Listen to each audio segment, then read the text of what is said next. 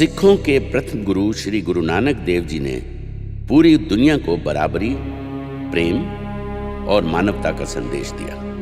वो हर धर्म को समान समझते थे, पर इसके विपरीत तुर्क और मुगल हमलावर खुद को सर्वश्रेष्ठ समझते थे। वो दोनों हाथों से मुल्क को लूट रहे थे और तलवार को मजहब की जबान बना पूरे हिंदुस्तान पर अपना परचम फहराना चाहते थे। बेरोक टोक लूटमार और मार काट के इस दौर में धर्म परिवर्तन से घबराकर कश्मीरी पंडित गुरु तेग बहादुर के पास मदद मांगने पहुंचे। तब 8 साल की छोटी उम्र में ही गुरु गोविंद सिंह ने कश्मीरी पंडितों के पक्ष में आवाज उठाकर अपने गुरु पिता को इस जुल्म के खिलाफ लड़ने की प्रार्थना की। पिता गुरु तेग बहादुर ने जुल्म का सामना किया और जब मानव अधिकार शब्द भी इजाद नहीं हुआ था, कश्मीरी पंडितों की रक्षा के लिए अपना जीवन बलिदान कर दिया। शीश कटा दिया पर झुकाया नहीं। पर इसके बाद भी धर्म परिवर्तन का ये जुल्म थमा नहीं। दशमेश पिता की जवानी के साथ साथ ही इस जुल्म के खिलाफ लड़ने का जज्बा भी जवान हो गया। उन्होंने अपने विचारों से अज्ञान के अंधकार को और अपनी तलवार से अन्याय को मिटाने का फैसला लिया। श्री अनंतपुर साहब में खालसा पंथ की स्थापना की और पूरी मुगलिया हुकूमत को झंझोड़ के रख दिया। लोगों के हक, सच और धर्म की आजादी के लिए उन्होंने अपना सब कुछ कुर्बान कर दिया, अपने 4 साहबजादे भी।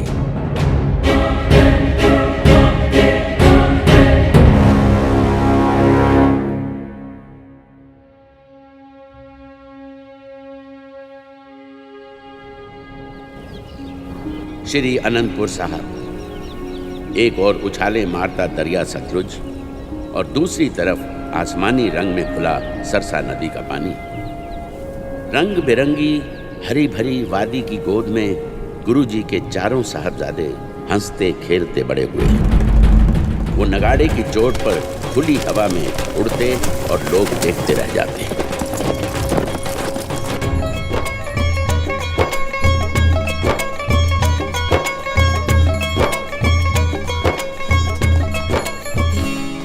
पिताजी ने हुक्म दिया है कि मुझे सफेद हाथी पर बिठाकर वीरों की दौड़ दिखाओ। मेरा भी तो नाम लिया था। हाँ, वो कहते थे कि फतेह सिंह को भी साथ बिठा लेना। पर मुझे तो जल्दी।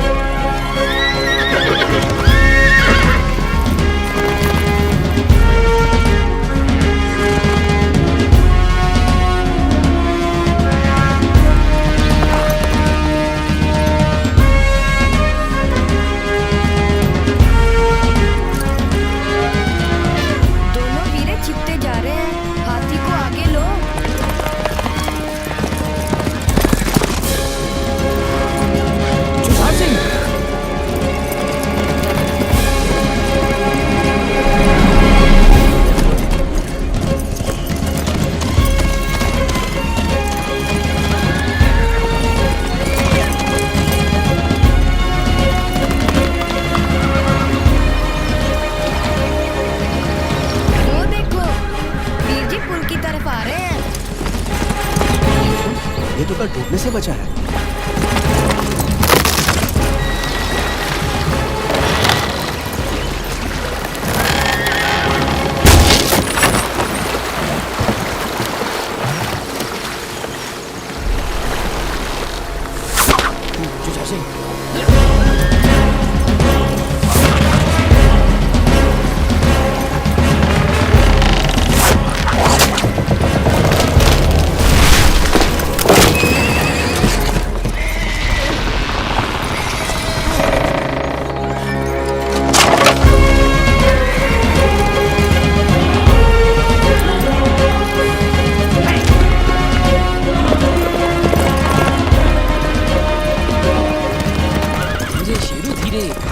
छोटे वीर से आगे नहीं निकलना।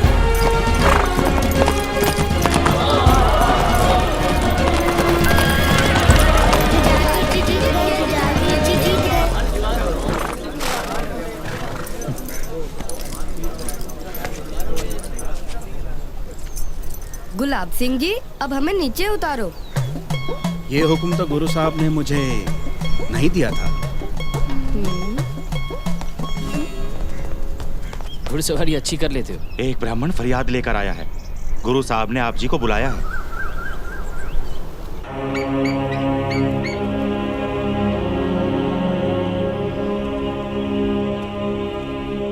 हे दशमेश पिता, मैंने बहुत दरवाजे खटखटाए, बहुतों के पास जाकर फरियाद की, पर किसी ने मेरी मदद नहीं की।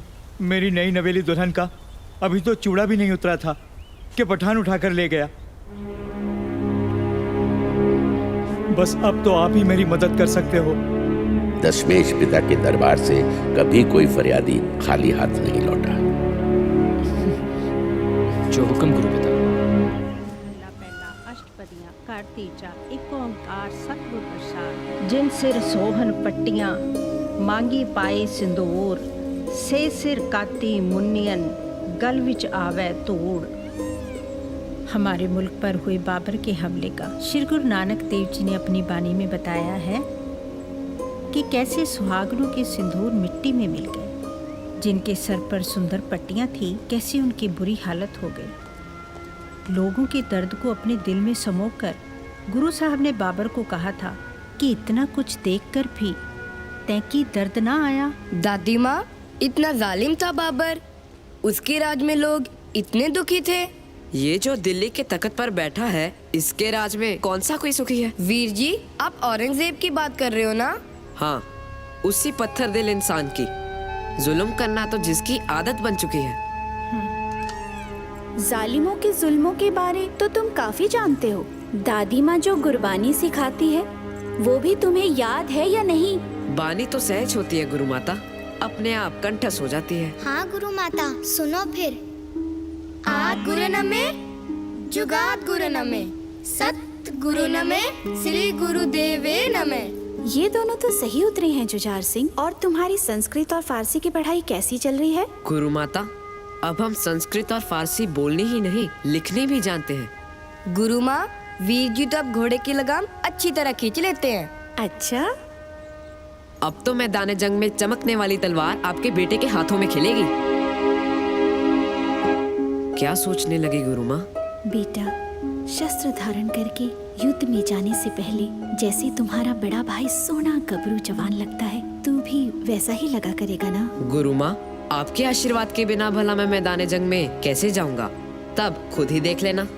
परमात्मा तुझे तेरे वीर की तरह शस्त्र विद्या में निपुणता बख्शे। तेरा कदका कैसा चल रहा है? ओह गुरु माँ, ये हमेशा मुझे अपनी बातों में लगा लेते हैं। दादी माता। हाँ, जाओ।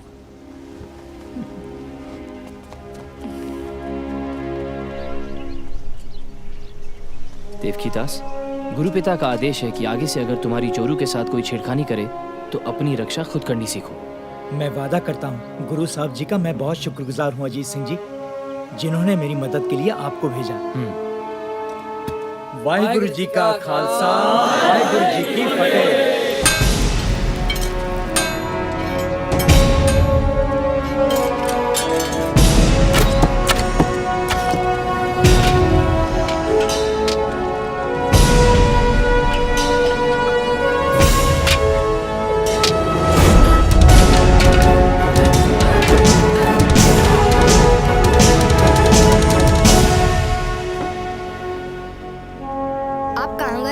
जुझार वीर जी ने तो आज कमाल कर दिया। मैं गुरु पिता को बताने गया था।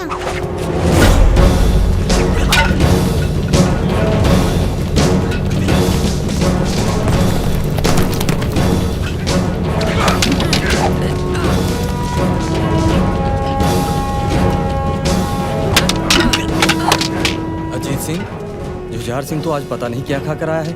ये तो किसी के भी पाँव नहीं टिकने दे रहा। मेरा छोटा वीर अब जवान होता जा रहा है।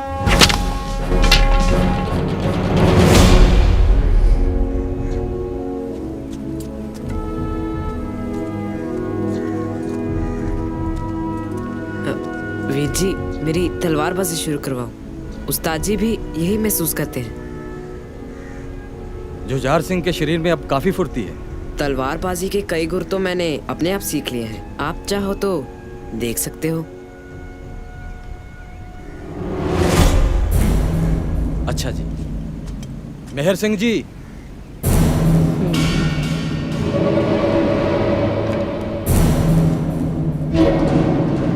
ठहरिए, तलवार मुझे दीजिए।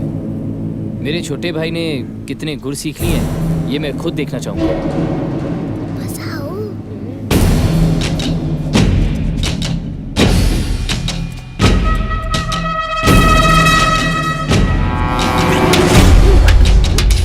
तो ऐसा लगता है वीर जी कि मैं मैदाने जंग में दुश्मन के हाथ पकड़ी तलवार को गिरा सकता हूँ।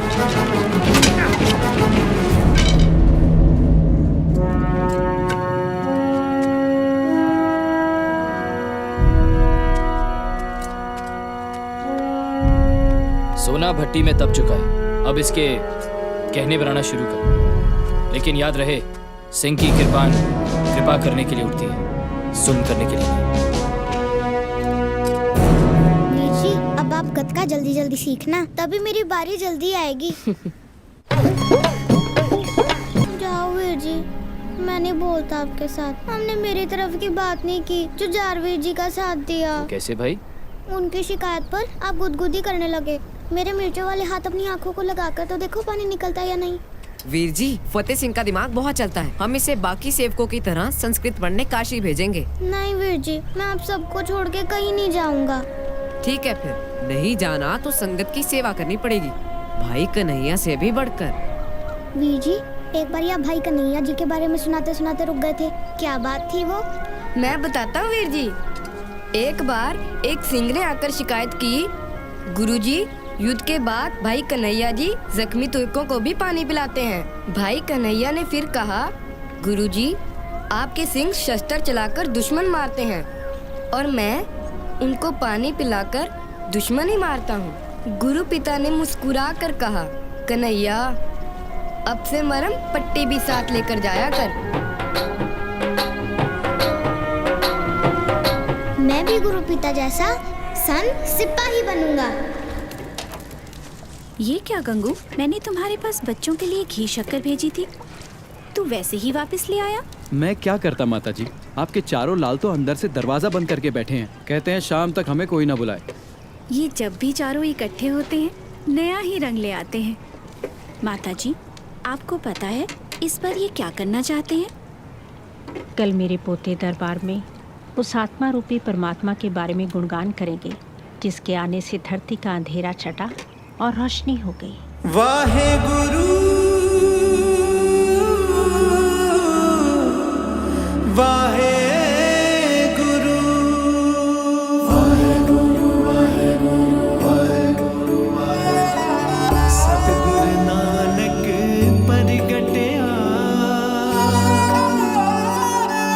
मिटी तुंद जग चानन हुआ।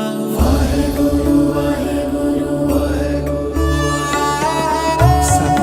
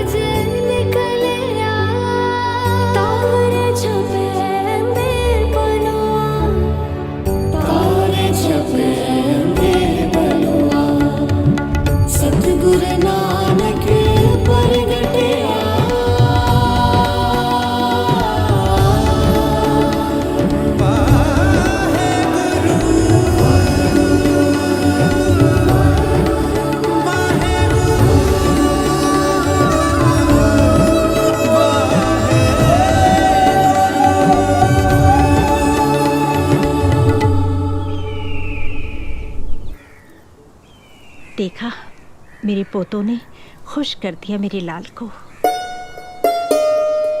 ये खुशियों का मेला हमारे घर हमेशा हंसता बसता रहे।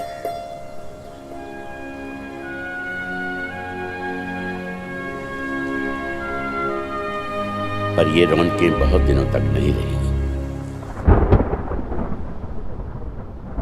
मुगलिया सल्तनत लोगों को जबरदस्ती धर्म बदलने के लिए कहती थी और दशमेश पिता का सजाया खालसा पंथ उसका विरोध करता था।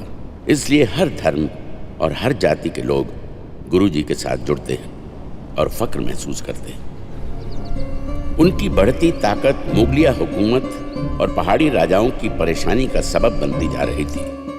सूबा सरहंद वजीर खान को शरद ऋतु में पसीने आ रहे थे। उसको कुछ समझ नहीं आ रहा था कि वो क्या करे। हम गुरु और उसके सिंगों से कई लड़ाइयां हार चुके हैं। 1 लाख फौज दिल्ली से और मंगवाकर इनका सफाया करवाइए। ऐसा नहीं हो सकता कि सांप भी मर जाए और लाठी भी ना टूटे। एक आदमी की मौत के साथ खालसा पंथ की कमर भी टूट जाएगी। मैं समझ गया हुजूर, लेकिन उस गुरु के साथ टक्कर कौन लेगा? मुगलिया सल्तनत का सबसे ताकतवर सूरमा पेंडे खान।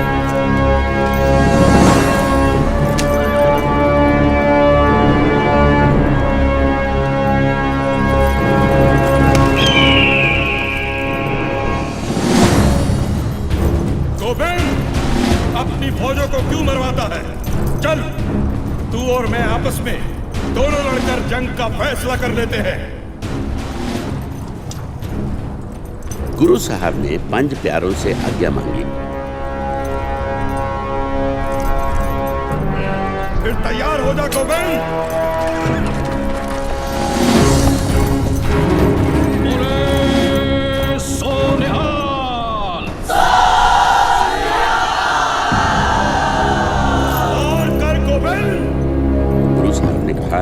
खालसा कभी पहले वार नहीं करता।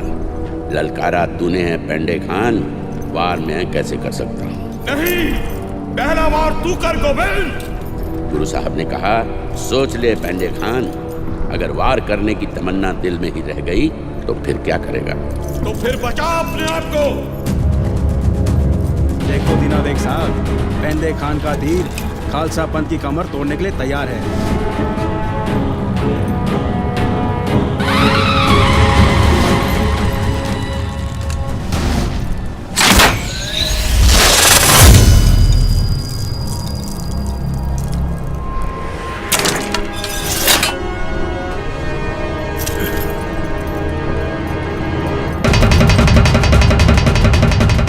फिर निशाना लगाने से पहले वाहेगुरु जी को कहा, नर में हर है, हर में नर है, हे निरंकार, हर इंसान में तू आप है, पर इस वक्त मेरे तीर के सामने किसी का अहंकार है।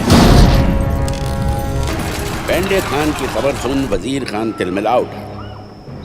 उसकी नजर फिर पहाड़ी राजाओं पर पड़ी। वजीर खान ने पैगाम भेजा है कि गोविंद की ताकत को खत्म करने के लिए हम उसके साथ हाथ मिला लें। उस जालिम के साथ हमें कोई समझौता नहीं करना चाहिए, खास तौर पर गोविंद के खिलाफ।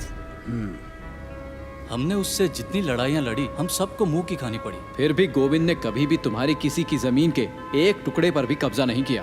इसमें भी उसकी कोई चाल होगी। बिल्कुल। वजीर खान भी परेशान ना होता तो ये पैगाम ना भेजता। हम सब आपकी राय के साथ चलेंगे राजा अजमेर चंद। मुगलों और पहाड़ी राजाओं ने एक दूसरे के साथ हाथ मिलाकर आनंदपुर के किले को घेर धावा बोला और जंग शुरू हो गई। 6 महीने बीत गए। शरद ऋतु ने हर तरफ पांव पसार दिए। सिपाहियों में बीमारी फैलने लगी। मुगलों और पहाड़ी राजाओं के खजाने खाली होने लगे। सिपाहियों में बगावत दिन ब दिन बढ़ती जा रही थी। किले में भी हालत ठीक नहीं थी। 6 महीने से किले में खाने पीने का सामान ना के बराबर था। भूखमरी इस हद तक फैल चुकी थी कि 100 सिंहों ने गुरु साहब को छोड़ने का फैसला किया।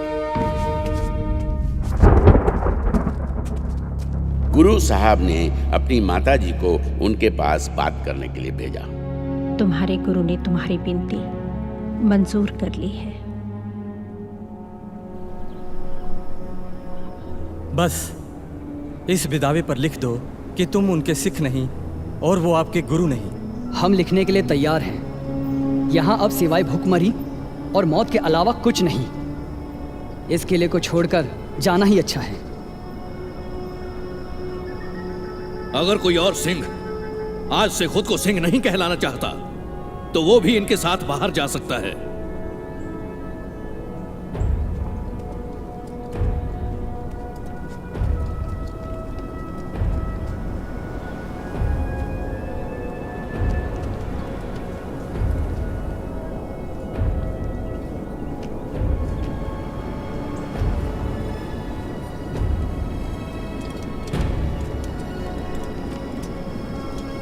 सौ सिंह छोड़कर जाना चाहते थे पर सिर्फ 40 ही गए।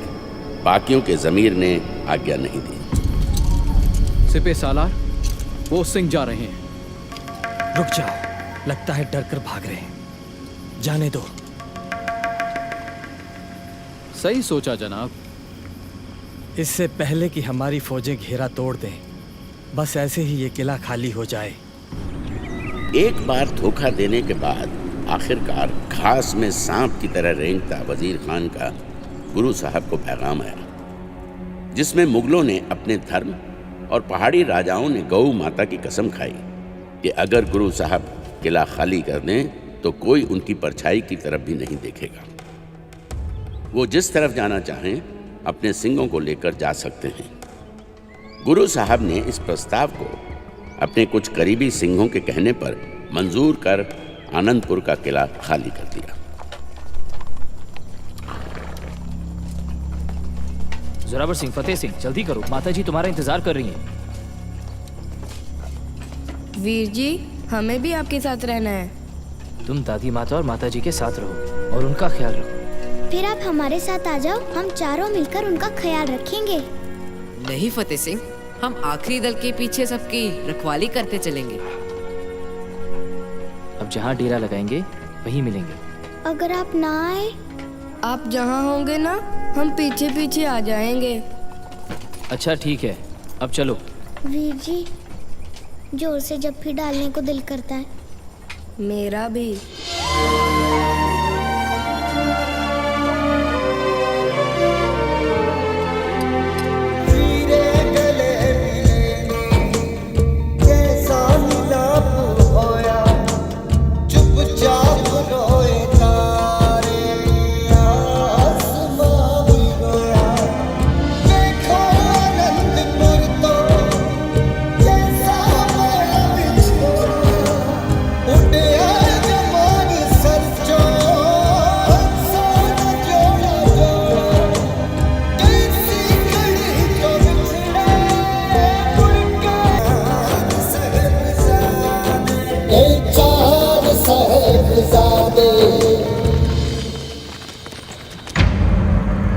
खान साहब, समझौते मुताबिक गुरु और उनके सिंगों ने शांतिपूर्वक किला खाली कर दिया। मुझे किले की ईंटें सर पर मारनी है। मुझे तो अपना शिकार गोविंद किले से बाहर चाहिए था।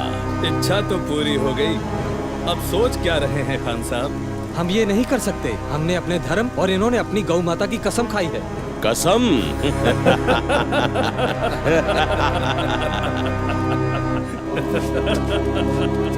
ये लोग जैसे ही कीरतपुर पार करने लगे, पीछे से हमला बोल दो। गुरु के साथ साथ एक भी सिंह जिंदा ना बचे।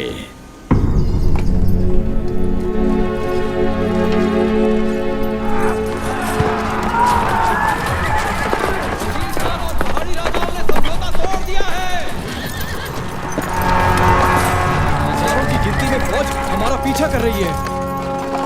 कोई परवाह नहीं, हम मोर्चा संभालते हैं। पर मोर्चा कहाँ संभालें अजीत सिंह जी? हम सैकड़ों में और दुश्मन हजारों। वो सामने दो पहाड़ियों से हजारों की गिनती में दुश्मन वहां से एक साथ नहीं निकल सकते। आओ। साथ संगत जी, गुरु साहब का आदेश है कि अमृत वेले को देखते हुए आशा दीवार दे दीवान सजाए जान।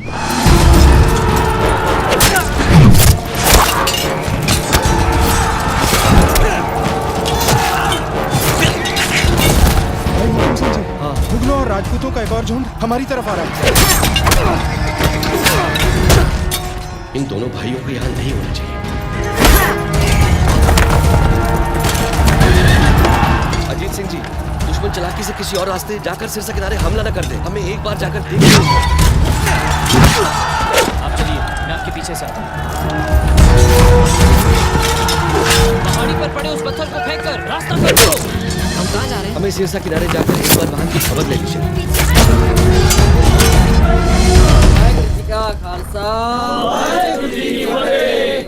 भाई दया सिंह जी, हमारे आधे से ज्यादा सिंह शहीद हो चुके हैं। आपके साथ औरतें और बच्चे हैं। सिरसा का पानी चढ़ता जा रहा है। आप इनको नदी पार करवाना शुरू करो और अजीत सिंह जी को। अजीत सिंह जी नहीं आए, उनको इस जंग से बाहर लाना होगा।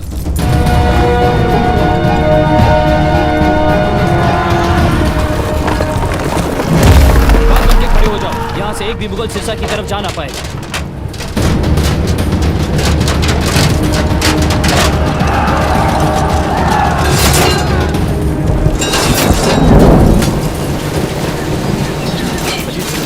सिरसा नदी का पानी चढ़ता जा रहा है। गुरु पिता ने आपको वहां बुलाया है। जी।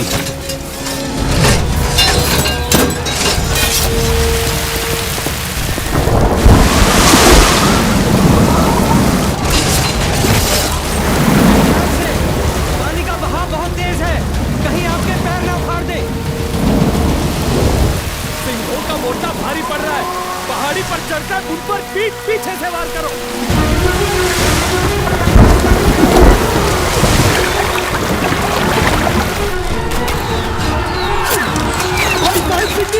पीछे से वार हुआ है।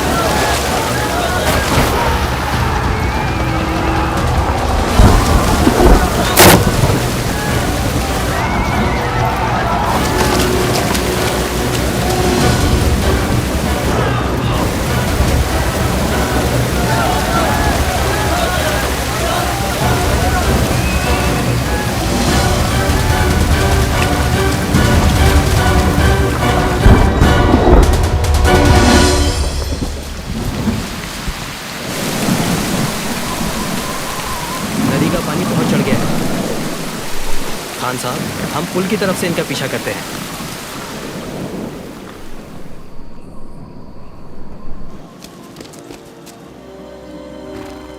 माताजी,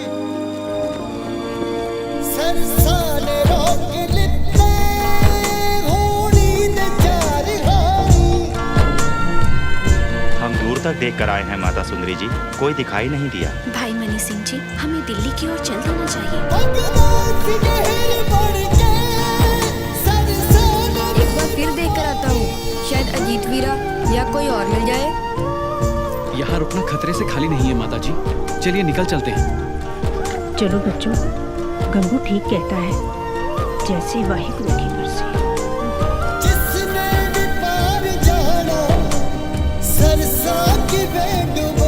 उन्होंने इंतजार किया होगा, लेकिन खतरा देखते हुए शायद दिल्ली की तरफ चले गए होंगे, जैसे कि पहले तय हुआ था।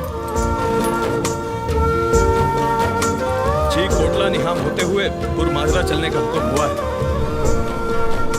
उस दिन अगर सिरसा नदी कहर न ढाती तो आज इतिहास कुछ और ही होता। गुरु साहब का परिवार एक दूसरे से बिछड़ गया। माताजी गंगू के साथ उसके गांव खेड़ी चली गई।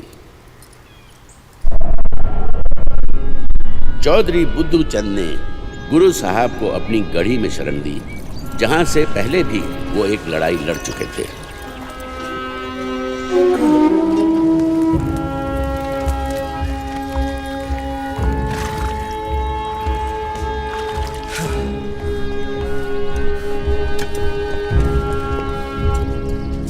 गढ़ी काफी ऊंची जगह पर बनी हुई है। इसके 4 दरवाजे हैं। इन 3 दरवाजों से दुश्मन का आना जाना मुश्किल ही नहीं, असंभव है। केवल इस बड़े दरवाजे से आया जाया जा सकता है। इसके बाहर झाड़ियां और पहाड़ियां हैं। गढ़ी के हर तरफ हमारी नजर रहनी चाहिए। पर इस दरवाजे की ओर खास तौर से नजर रखनी पड़ेगी, क्योंकि दुश्मन अगर हमला करेगा तो इस तरफ से ही करेगा। हिम्मत सिंह जी, गढ़ी के चारों दरवाजे पर पहरेदार तो लगा दिए हैं, पर साधन फिर भी सीमित है। लेकिन हौसले तो बुलंद हैं। सुनकर खुशी हुई। अच्छा हुआ कि रास्ते में और हथियार ले लिए। बिल्कुल सही। आओ गुरु पिताजी के पास चलते हैं। हम लोगों को यहाँ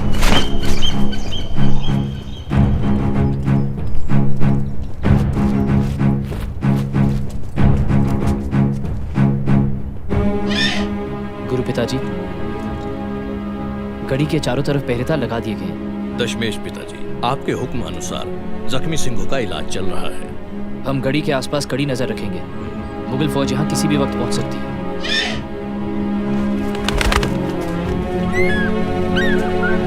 अजीत सिंह जी, हम असली पहरेदार को तो भूल ही गए थे।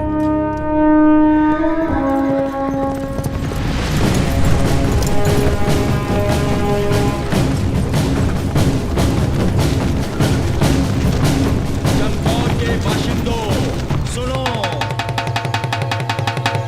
खलक खुदा का, मुल्क बादशाह का, हुक्म वजीर खान का, ध्यान से सुनो।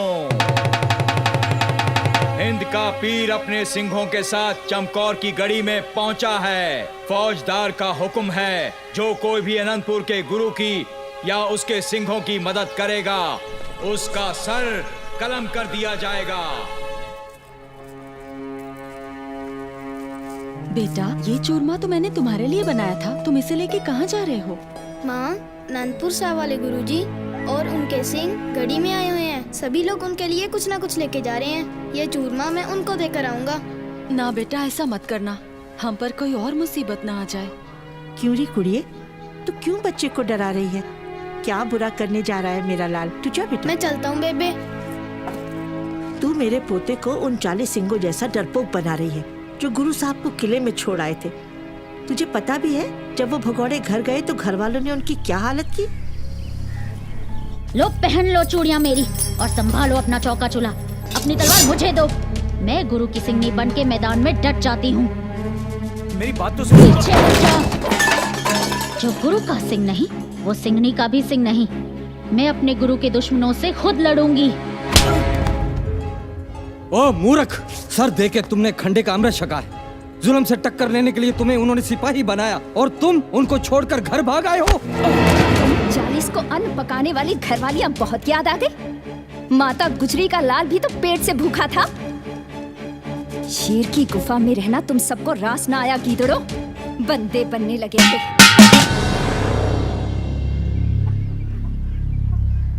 माफ करना माँ जी, बेटे के मोह ने मुझे कमजोर बना दिया और मैं सिंगनी होने का फर्ज भूल बैठी। इससे पहले कि इस पहरेदार की आवाज मेरे जैसे किसी और माँ को डराए।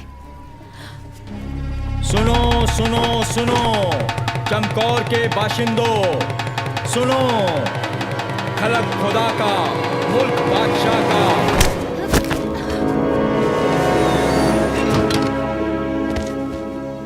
हे वाहिगुरु, सब पे मेहर कर।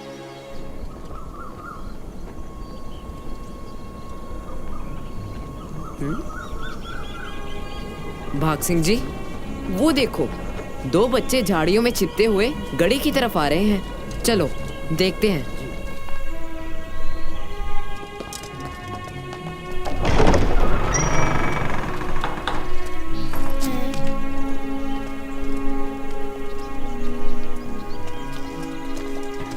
कौन हो तुम?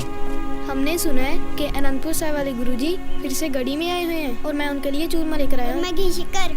मुगलों ने तो गांव वालों को कहा हुआ है कि हमारी कोई मदद ना करे। तुम्हें डर नहीं लगा? अगर गुरु साहब मुगलों से नहीं डरते तो फिर हम भी किसी से नहीं डरते। सिंह जी, इनकी सौगात जाकर गुरुजी के चरणों में रख दो। ये कौन है? ये गुरु साहब के छोटे साहबजादे हैं। अच्छा, हमें भी अपने छोटे भाई समझकर अपनी सेना में भर्ती कर लो।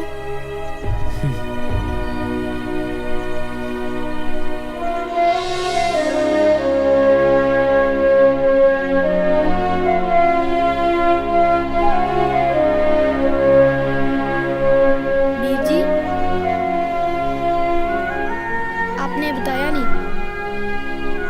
हमारी भूख और प्यास की चिंता की और खतरा मोल लिया। ये काम किसी योद्धा सूरमे से कम है? भाग सिंह जी, इन दोनों नन्हे योद्धाओं को हिफाजत से इनके घर तक पहुंचा दो।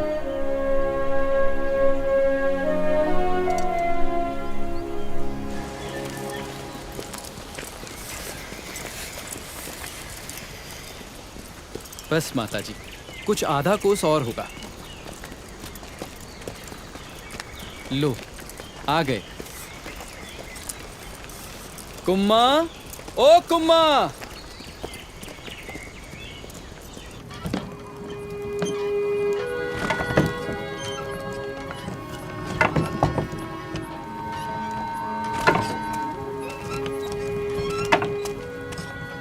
क्या सोच रहे हो जुझार सिंह? छोटे भाइयों की याद आ गई थी वीर जी। सरसा नदी के पानी को पता नहीं क्या सूझा, आज के दिन ही इतना चढ़ना था। फिक्र मत करो जुझार सिंह, माताजी और कुछ सिंह साहब हैं उनके साथ। अब तक तो वो दिल्ली पहुंच गए होंगे। गंगू, ख्याल रखना, नदी के साथ लगती पगडंडी पकड़ लेना, वो सीधा तेरे गांव खेड़ी को जाती है। पर चौड़ा रास्ता आसान नहीं और छोटा भी है, पर खतरे से खाली नहीं। उस रास्ते मुगल सेना आती जाती रहती है। वे गंगू, कुमार ठीक कहता है, रास्ता मुश्किल सही, पर हमें बच के चलना चाहिए। हम गुरु पिता, गुरु माँ और वीरों के पास कब पहुँचेंगे? हम सभी अलग अलग रास्ते की तरफ इसलिए हो गए हैं ताकि दुश्मन को गुमराह कर सकें।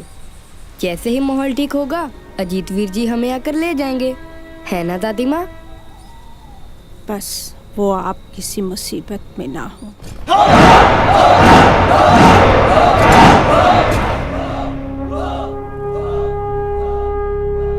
सुबोय सरहंग! मान सिंह जी, गिनती में मुगल फौज कितनी होगी? यही कोई 10 लाख के करीब। 42 के सामने 10 लाख? सिंहों के जोश से कितना डरती है मुगल फौज। वाह जुझार सिंह वाह! माँ पर तीर, पिता पर घोड़ा, ज्यादा नहीं तो थोड़ा थोड़ा, पर तुम तो थोड़े से भी कहीं आगे निकल गए। 1.25 लाख से 1 लड़ाऊं, तबे गोविंद सिंह नाम कहाऊं। अब बताएंगे दुश्मनों को कि 1 सिंह 1.25 लाख के बराबर कैसे होता है। बोले सोनिहाल!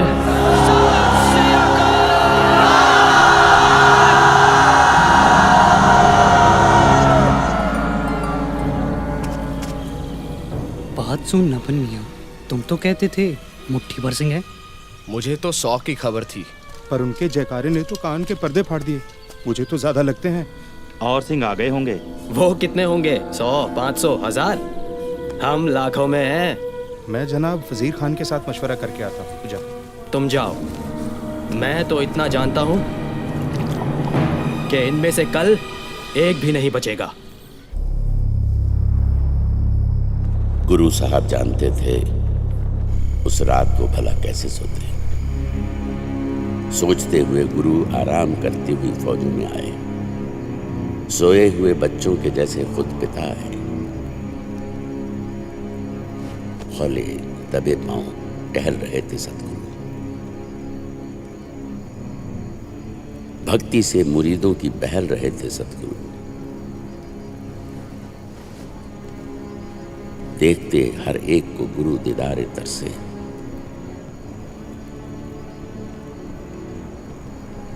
जिन सिंहों ने कल मौत के साहिल था उतरना, कल सुबह था जिन खालसों ने जंग में मरना, सतगुरु सिंहों को निहारते थोड़ी और आगे आए।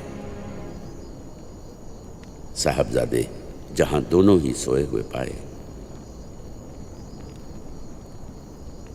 जिगर के टुकड़ों से हुआ जबकि गुजरना मुश्किल हुआ, इस जगह से कदम आगे को धरना।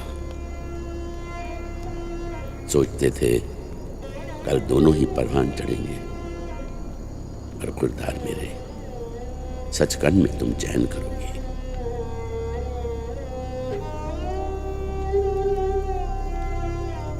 हमें शहादत का बड़ा शौक है वाहिगुरु। सब कुछ है तेरा, कुछ भी ना मेरा है वाहेगुरु। चुमा कभी हलकूम दहन चूमने बैठे,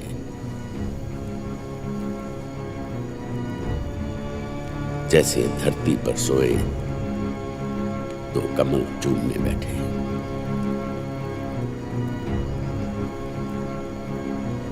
सर ठीक किए सरके हुए, जख्म भरे मरहम से। साफे कभी सिंहों के, बिछाते उठाते हुए जमीन से। उल्फत के ये जज्बे नहीं देखे कहीं हमने। है देखना एक बात सुने भी नहीं हमने। करतार की सौगंध है, नानक की कसम है, जितनी भी हो गुरु गोविंद की तारीफ वो कम है।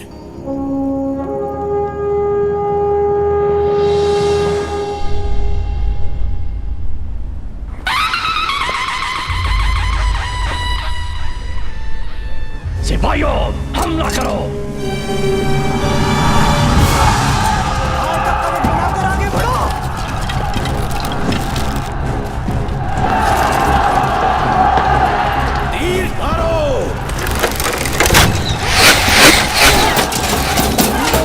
लगातार करो ताकि गड़ी से सिंह बाहर ना आ सके और हमारे आदमी गड़ी तक पहुंच जाए। हमला करो।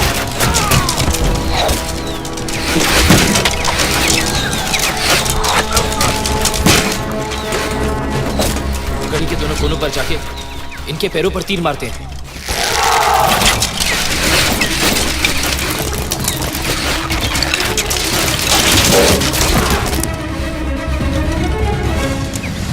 रुक जाओ, तीर ना चलाओ, हमारे अपने आदमियों को लगेंगे।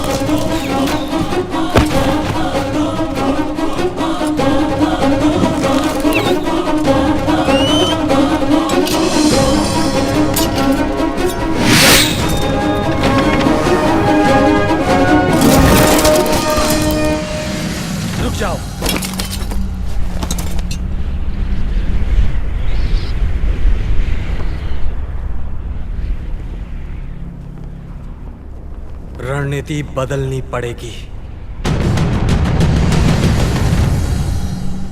मैंने तुम्हें लाखों सिपाही दिए ख्वाजा मोहम्मद, मुट्ठी भर सिंहों को तुम काबू नहीं कर पाए। जाओ, जाकर एक बार हमला करो और सबको खत्म करो। खान साहब वो ऊंची जगह पर बैठे हैं और हम नीची जगह पर। अगर हमने एक बार हमला किया तो हमारे कम से कम 20,000 जवान मारे जाएंगे। नहीं नहीं, ये नुकसान तो बहुत ज्यादा है। ठहरो, मुझे सोचने दो।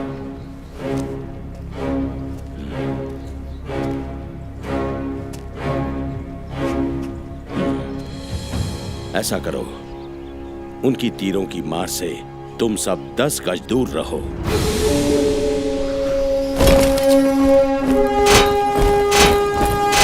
सिंहों के पास फिर 2 ही विकल्प रह जाएंगे। या तो गड़ी के बाहर आकर हमारे साथ लोहा लेने से पहले ही हमारे सिपाहियों के तीरों की भेंट चढ़ेंगे, या अपने गुरु समेत मेरे सामने आकर घुटने टेक देंगे।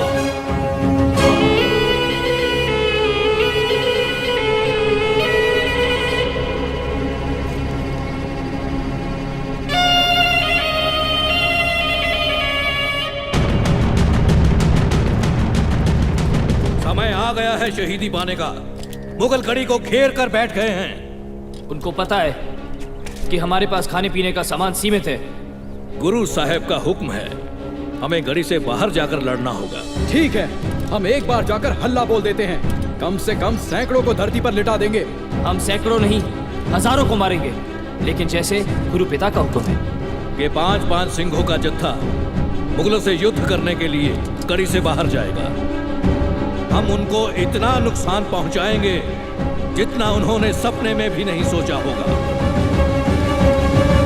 पहला जत्था लेकर मैं जाऊंगा।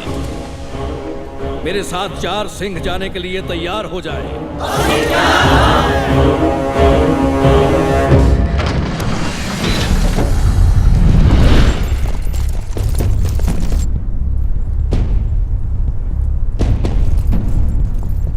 धीरे, धुंध का फायदा उठाकर दुश्मन तक पहुंचना है।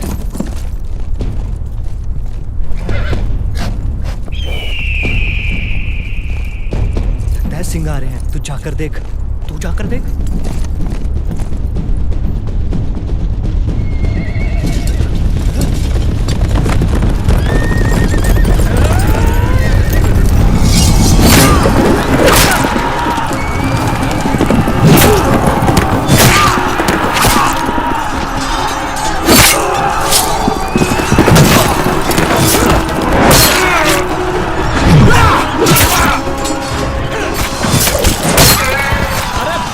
आपस में क्यों लड़ रहे हो?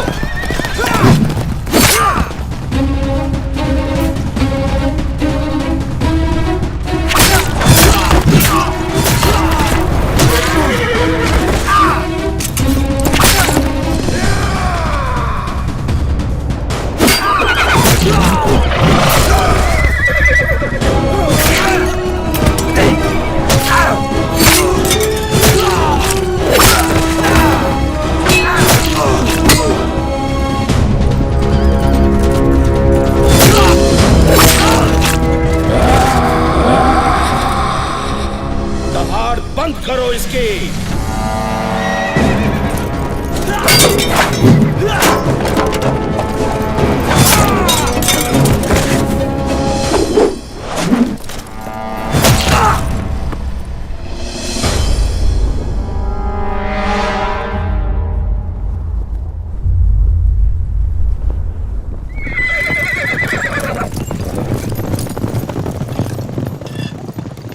इसी घर की खबर है जी। कोई है?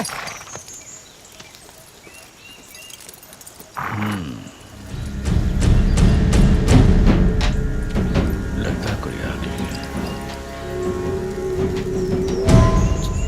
जी हुजूर। तूने अनंतपुर वाले गुरु के किसी परिवार वाले को या उनके सिंहों को देखा है? आपके पहले एक टोली आपके सिपाहियों की आई थी और वो भी यही पूछ रहे थे। मैंने उनको भी यही बताया था कि मैंने कोई सिंह नहीं देखा। लगता है बशीर खान की टोली होगी। चलो हम नदी किनारे छोटे वाले रास्ते से चलते हैं, वो हमें जल्दी मिल जाएंगे। छोटे रास्ते।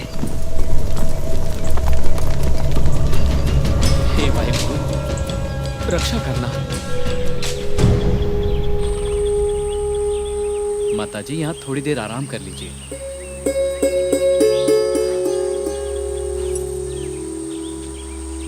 फतेह सिंह, तो क्या सोच रहा है फतेह सिंह? दादी माँ, माता जी की याद आ रही थी। याद तो मुझे भी आ रही थी, पर माता जी के साथ अजीत वीरा, जुजार वीरा और गुरु पिता तो होंगे ना दादी माँ? हाँ पुत्र, शायद। दादी माँ, माता जी भी हमें याद करते होंगे ना? क्या हुआ माता जी? आप फिक्र मत कीजिए माता जी। आपके लाल जहाँ भी होंगे खुश होंगे। चौकड़ी एक दूसरे के बिना नहीं रह सकती। हे वाहिगुरु, सुख रखना। भाई दया सिंह जी, 3 जत्थे गढ़ी के बाहर जा चुके हैं। अब अगला जत्था मैं लेकर जाऊंगा। बस अरदास करने के बाद गुरु पिता का आशीर्वाद लेकर आता हूँ। हेलो जी सिंह जी, आप इस युद्ध में नहीं जा सकते। क्यों नहीं जा सकता? आपकी कुर्बानी से पंथ को कभी ना पूरा होने वाला घाटा होगा। मुझे शहीद हुए सिंहों से अलग करके ना देखो भाई दया सिंह जी। खालसा पंथ रिश्तों का मोहताज नहीं। मैं अपने गुरु पिता को अच्छी तरह जानता हूँ। वो मुझे जंग में भेजने के लिए अपने हाथों से गढ़ी का दरवाजा खोल देंगे।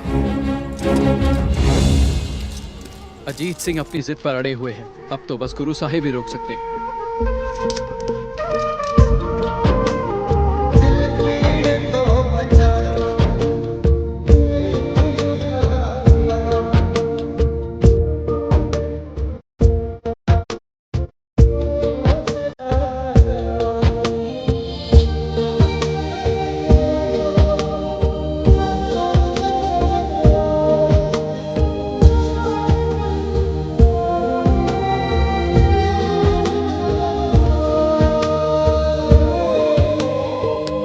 कृपान आइए ना। हाँ, इसलिए मैं गुरु पिताजी की बड़ी नहीं छोटी तलवार लेके जाऊंगा।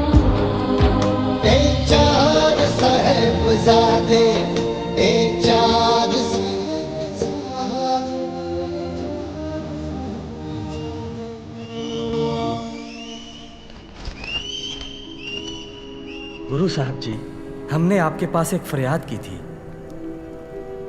लेकिन हमारी बात का आपने कोई जवाब नहीं दिया। गुरु पिता, मैं युद्ध में जाने के लिए तैयार हूँ।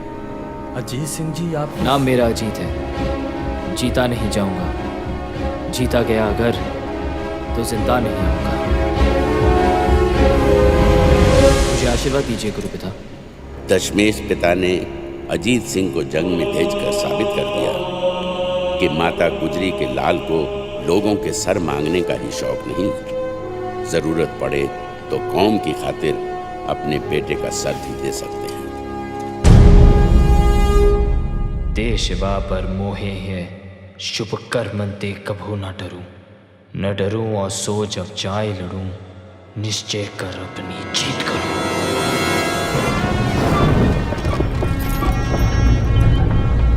चलो।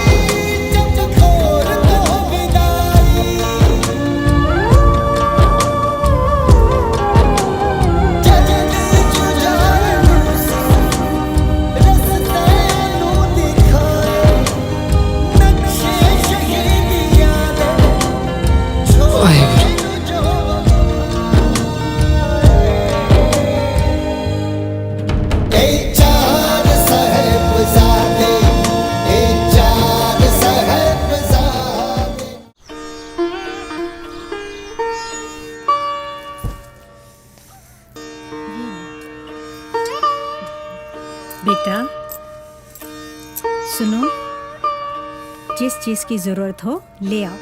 मोहरे और चाहिए तो मुझसे ले लेना।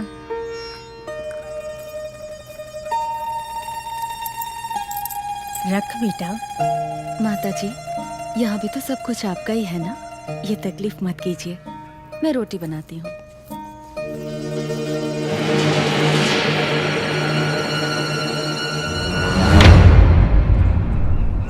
गुरुजी, सरसा नदी पर आकर सारा परिवार बिछड़ गया।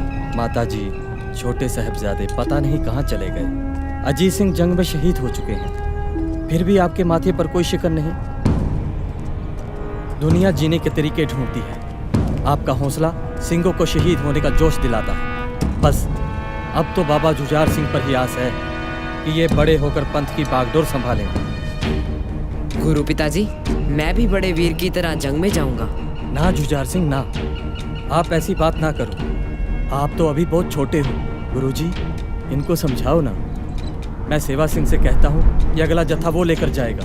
जत्थेदार जी, मानता हूँ कि मैं तलवारबाजी में पूरा निपुण नहीं, पर अनजान इतना भी नहीं कि 8-10 को मारकर मर न सकूं। गुरु पिताजी, आप मुझे आशीर्वाद दो।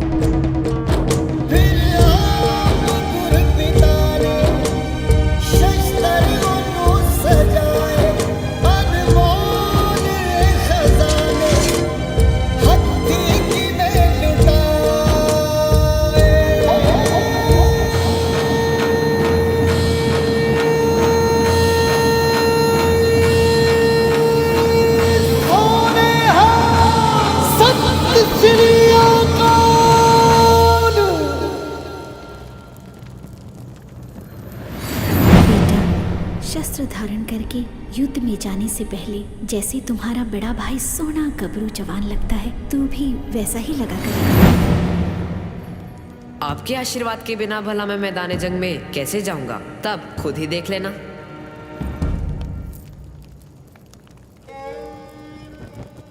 गुरु माँ, आप यहाँ? हाँ, जंग पे जाने से पहले मैं अपने बेटे को मिलने आई थी। गुरु पिताजी के चरण स्पर्श करते वक्त मैं यही सोच रहा था कि काश आज मेरे पास मेरी गुरु माँ होती, मैं उनका भी आशीर्वाद लेकर जंग को जाता। डर तो नहीं लग रहा? माँ, मैं तो सर से पांव तक जोश में भर गया हूँ। मुझे फक्र है मेरे लाल, आज मेरा लाल जंग में लड़ने वाला योद्धा बन के नितरेगा।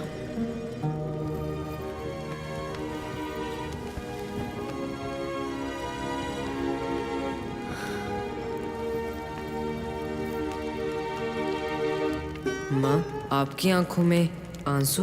ये आंसू नहीं, आशीर्वाद है बेटा।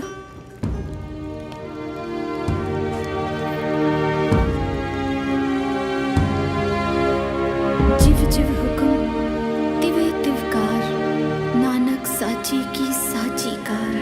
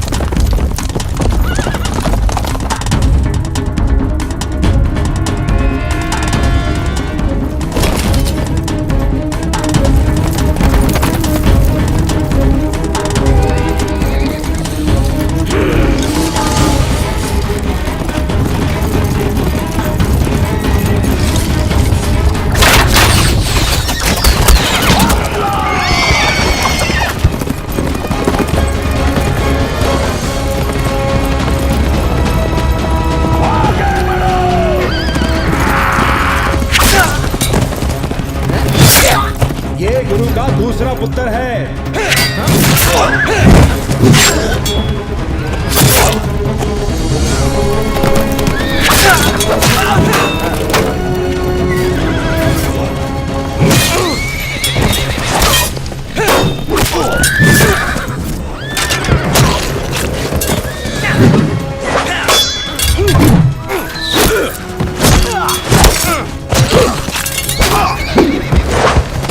गत्का खेलें। दूध के दांत अभी टूटे नहीं और सुरमाओं से लड़ने आ गया है। बहुतों का शिकार कर चुका हूँ और 20 का भी और करूँगा।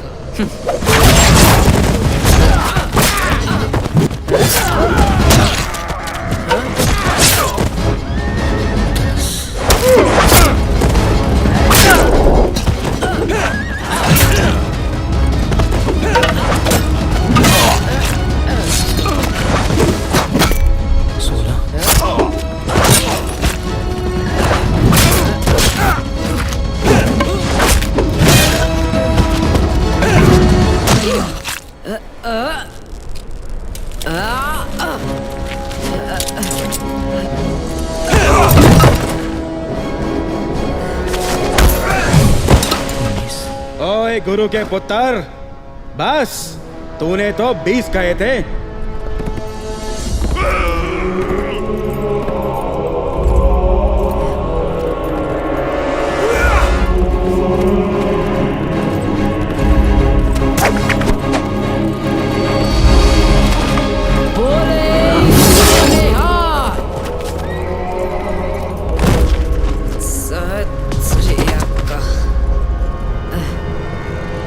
चलो।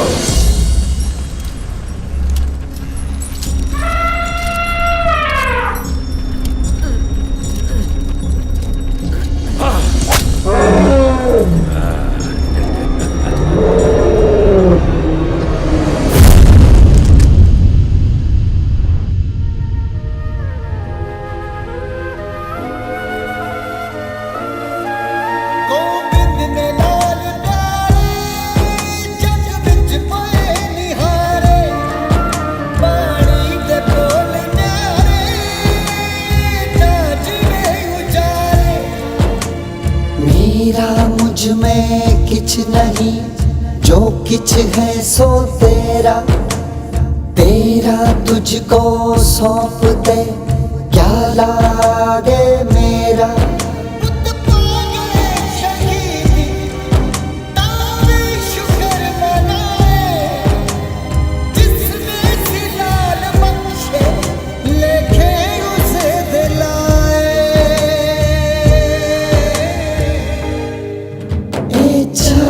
साहेबजादे, ए चार साहेबजादे।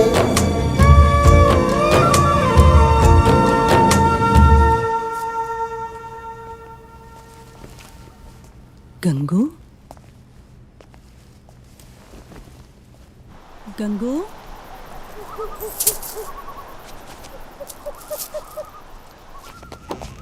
माताजी, लगता है कोई चोर आपकी गठरी ले गया। कोई बात नहीं बेटा, उस चोर की भी कोई मजबूरी होगी। पर माताजी, उसमें तो आपका सब कुछ था। नहीं बेटा, मेरा सब कुछ तो मेरे पास है। नहीं नहीं माताजी, मैं जाकर कोतवाली में शिकायत करता हूँ। रहने दो बेटा, आजकल चोरों से ज्यादा लोग कोतवाली में लूटे जाते हैं। जैसे बोलो माताजी। कोतवाल आया तो मेरा खजाना ही ले जाएगा।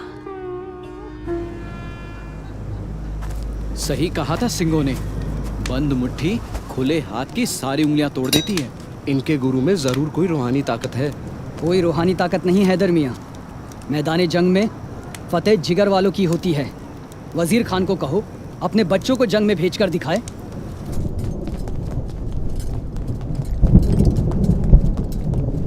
मुगलों की तरफ से कोई हलचल नहीं है जत्थेदार जी। गुरु साहब ने फैसला किया है कि कल के जत्थे के साथ वो खुद जंग में जाएंगे। नहीं संगत सिंह जी, ये नहीं होना चाहिए। किसी भी कीमत पर हमें गुरु साहब को रोकना ही होगा। भाई दया सिंह जी, गुरु साहब ने पंच प्यारों को अमृत छकाकर खालसा पंथ बनाया। हाँ, इसका मतलब पंच प्यारे ही पंथ और पंथ ही पंच प्यारे हैं। बिल्कुल।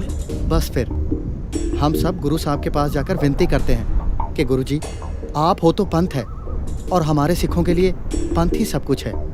खालसा ही गुरु और गुरु ही खालसा है।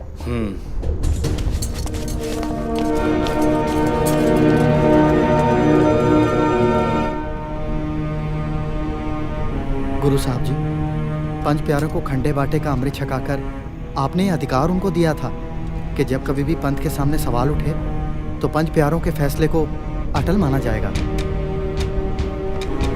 हम पंच प्यारे आपके बनाए खालसा पंथ की लोकतांत्रिक नीति को बरकरार रखते हुए कौम के हित के लिए अपने गुरु से विनती करते हैं कि वो गड़ी छोड़कर चले जाएं।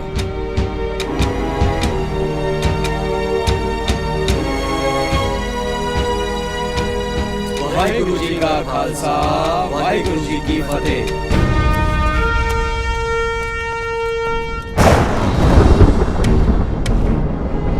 उस रात गुरु साहब अपने किसी सिंह को अपनी पोशाक पहनाकर गढ़ी से एक आम आदमी की तरह निकले।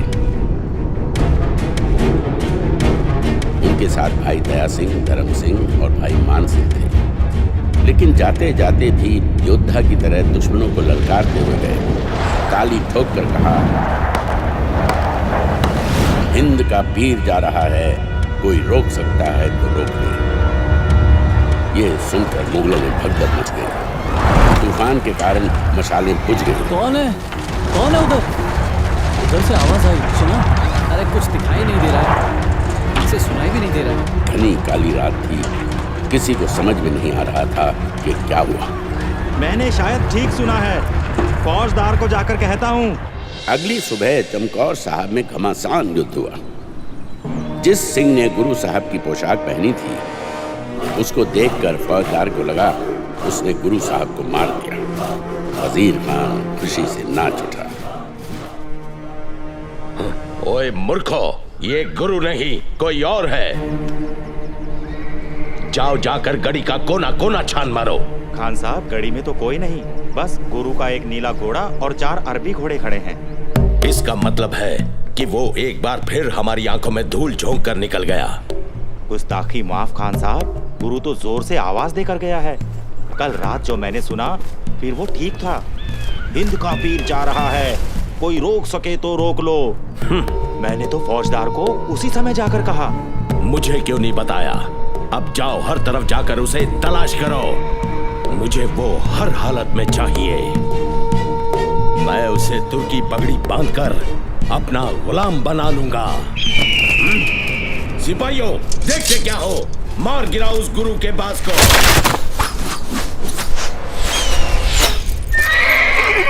आपकी इज्जत पर हाथ डाला है जनाब, छोड़ेंगे नहीं।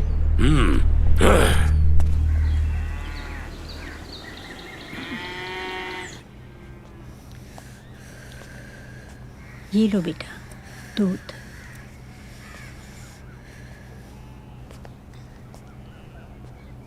दादी माता, गंगू अजीत वीरे को संदेश पहुंचा के आ गया। तू भी अपने दादाजी की तरह बात को भूलता नहीं। दादी माँ, आज मैं सपने में दादाजी को मिला। दादाजी को? हाँ, वो दिल्ली चांदनी चौक में रहते हैं। उन्होंने वहाँ बहुत बड़ा महल बनाया है। हाँ, और महल का रंग सफेद है। हाँ हाँ, सफेद ही है। गल सुनो, तुम दोनों ने एक ही सपना कैसे देख लिया? ये छोटू शैतान है माँ, इसने छिपकर मेरे सपने को देखा होगा। दादी माँ, पहले मैंने बताया ना आपको, इन्होंने छिपकर मेरा सपना देखा है। चल बता, वहाँ और कौन कौन था? अजीत वीर जी और जुझार वीर जी। हाँ, ये बिल्कुल ठीक कहते हैं माँ जी। अजीत वीर जी और जुझार वीर जी भी वहीं रहते हैं। जुझार वीर जी ने तो कतका छोड़ दिया और आजकल वो तलवारबाजी सीखते हैं। हाँ दादी माँ, और अजीत वीर जी ने मुझे कहा कि सरहद के इलाके में कुछ दीवारें बहुत पुरानी हैं, बाबर से भी पहले की। तुम और फतेह सिंह ध्यान से खेला करो, कहीं कोई दीवार तुम दोनों पर ना गिर पड़े। ना पुत्र, शुभ शुभ बोला करो। इस तरह के बुरे अल्फाज नहीं जुबान से निकाला करते। हे वाहिगुरु, सुख रखें।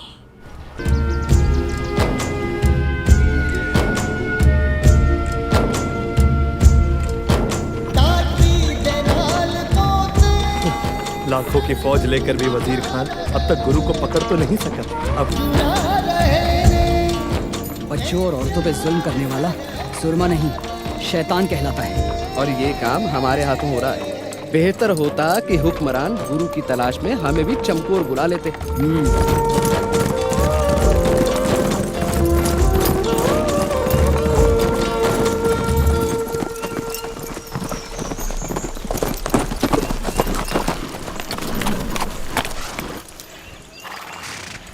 ओए, तुम कहाँ जा रहे हो? अगले गांव किसी को मिलने जा रही हूँ। क्या नाम है तुम्हारा? भागो, बीबी भागो। तुम में से किसी ने अनंतपुर वाले गुरु को देखा? हाँ, दिन रात देखती हूँ। अभी अभी देखा। कहाँ? तू भी अपनी आंखें बंद करके ध्यान लगा, तुझे भी गुरु साहब दिखेंगे। ओए सिखड़िए, तुझे ये तलवार दिखाई देती है? अगर कुछ पता है तो बता, हमें उसे गिरफ्तार करने का हुक्म हुआ है। पहले 2 गज तो छलांग मार ले, फिर 6 गज भी मार लेना। क्या मतलब है तेरा? पहले गुरु के सिंगनी को तो पकड़ कर दिखा, फिर गुरु को भी पकड़ लेना।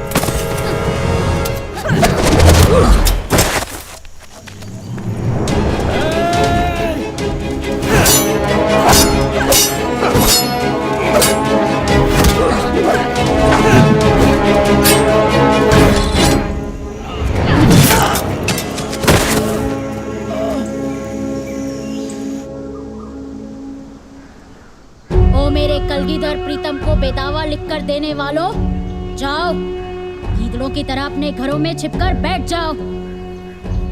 जिन सिंहनियों ने बलवान शेरों को जन्म दिया है, वो पबक मारकर जालिमों के भी सीने चीर सकती हैं। बोले सो निहाल। अगर थोड़ी सी भी आपको शर्म है तो डूबकर मर जाओ, नहीं तो जाकर अपने गुरु के चरण पकड़ो और माफी मांगो। हम 40 ने ना माफी और गलती की है। साहिब मेरा नीत नवा, सदा सदा दातार, मेरा दातार तो बख्शनहार है। माता जी, हमें उस दातार परम कृपा निधान जी के चरण शरण ले जाओ। जरूर लेकर जाऊंगी, मैं तुम्हें उनसे मिलवाऊंगी। दिल जब अंतर्ध्यान होकर अपनी आंखों से देखता है तो मुझे अपने गुरु के साक्षात दर्शन होते हैं। हमारी उनसे मुलाकात जल्द होगी।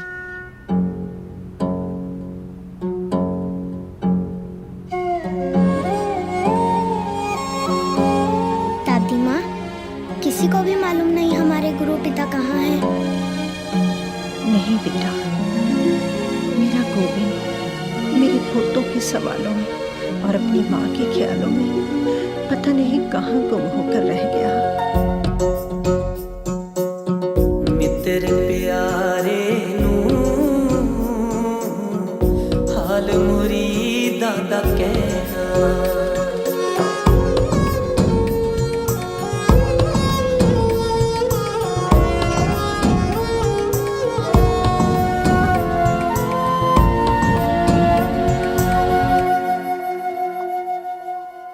तुद बिन रोग रजाइयां दा ओढ़न, नाग निवासां दे रहना, नाग निवासां दे रहना। मित्र प्यारे नू हाल मुरीदां दा कहना।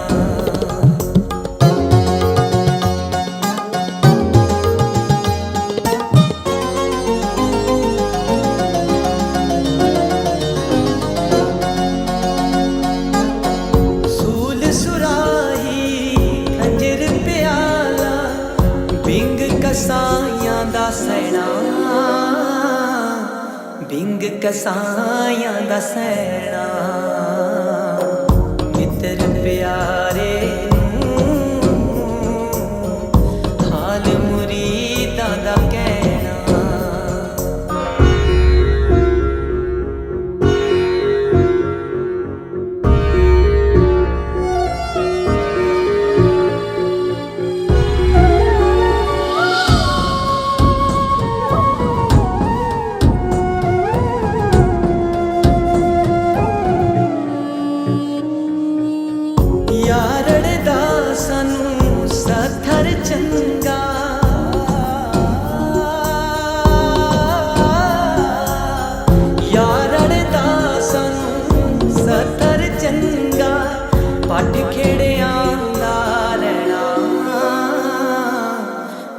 खिड़ियां दा रहना मित्र प्यारे नूं हाल मुरीदां दा कहना।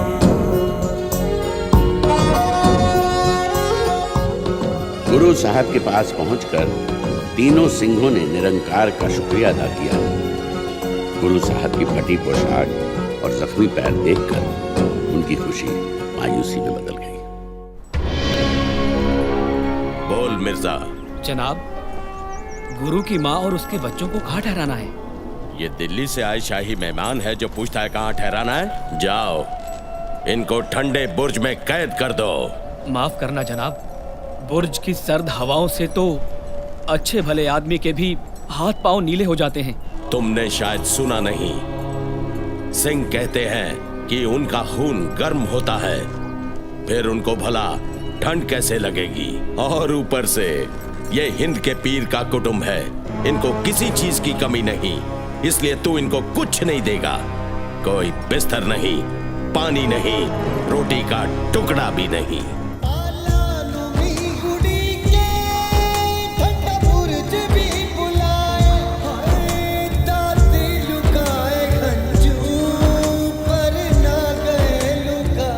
दादी माँ, गुरु पिता की माता होकर आपकी आंखों में उदासी। इधर देखो,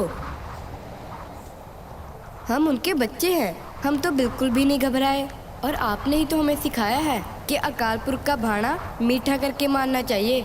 फतेह सिंह, चल दादी को याद कराएं।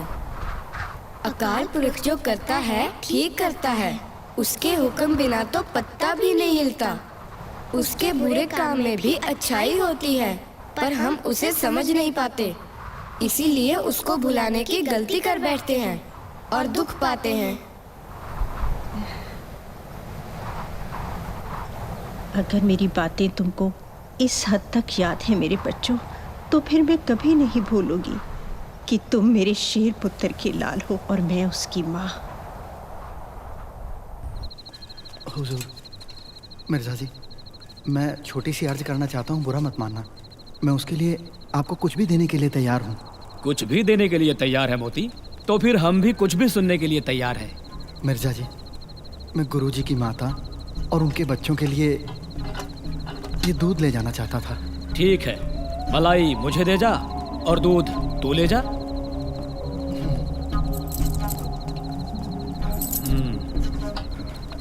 ओए मोती रुक, इस मलाई का मक्खन कैसे बनेगा? चल वापिस। खान साहब, आज मेरे पास यही है, कल मैं अपनी घरवाली के सारे गहने ले आऊंगा। चल गहने ले आएगा। हाँ। वो तो आज के हिसाब में गिने जाएंगे, कल के हिसाब में क्या देगा? कुछ तो करूंगा ही।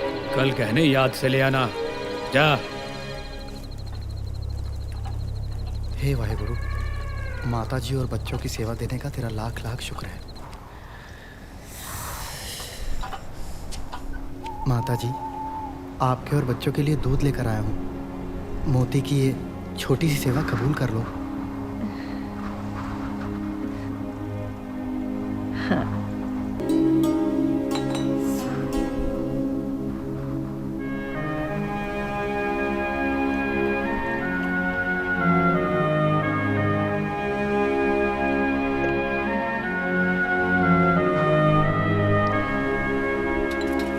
आप मुझसे वादा करो कि जितने समय आप यहाँ हो, मेरी ये सेवा इसी तरह से कबूल करती रहेंगी। अच्छा माता जी। अच्छा पुत्र। बेटा जी, तुझे मेरे बेटे गोविंद की कोई खबर है? वो तो अंतर्यामी है, सबकी खबर रखते हैं। फिर उनकी खबर भला मेरे जैसे मामूली इंसान को क्या होगी? बस इतना सुना था, चमकोर में भयंकर युद्ध हुआ। नतीजा क्या निकला पता नहीं।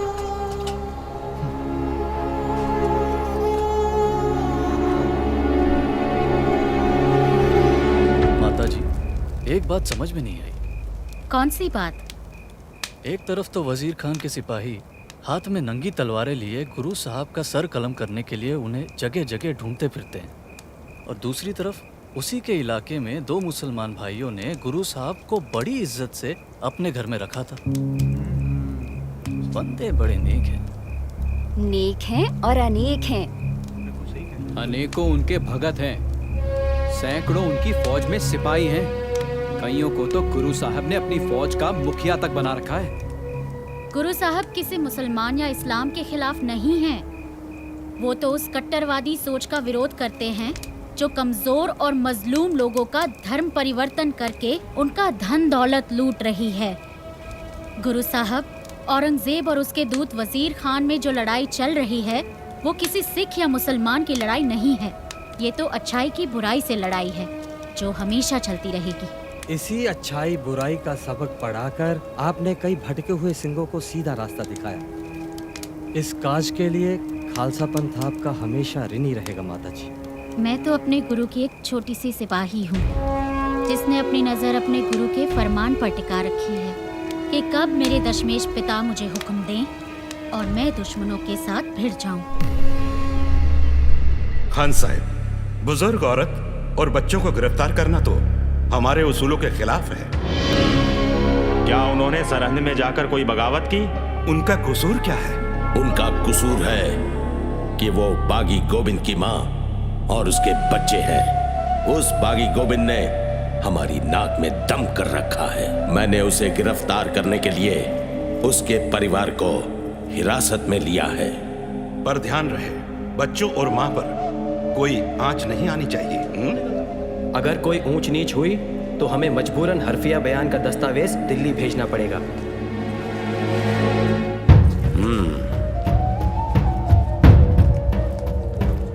काजी साहब, कुछ करो। पर मेरे हाथों में कुछ तो दीजिए। बाकी उनका बाप है, बच्चे तो नहीं जो मैं उनकी सजाए मौत का फतवा आपके हाथों में रख दूं। ये मौका हाथ से नहीं जाना चाहिए। एक ही तरीका है, ना आपको फतवा लेने की जरूरत पड़ेगी और ना ही मुझे देने की। क्या? और आप गोविंद से भी अपना बदला ले पाएंगे। वो कैसे? अगर बच्चों से हमारा धर्म कबूल करवा लिया जाए तो। जब उसकी औलाद ही हमारा धर्म कबूल कर लेगी तो उस गुरु के लिए इससे बड़ी कोई और हार हो नहीं सकती। लेकिन मैं अपने बच्चों के साथ क्यों नहीं जा सकती? बेकार की जिद मत करो माता जी, हमें तो जैसा हुक्म मिला हम वैसा ही कर रहे हैं। चलो चलो, तुम क्यों वक्त बर्बाद कर रहे हो? बच्चों को लेकर चलो।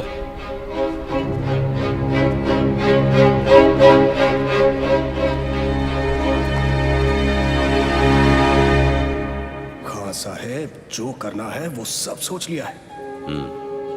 आप देखना, जैसे आप चाहते थे वैसे ही होगा। बड़ा दरवाजा बंद और छोटा खुला है।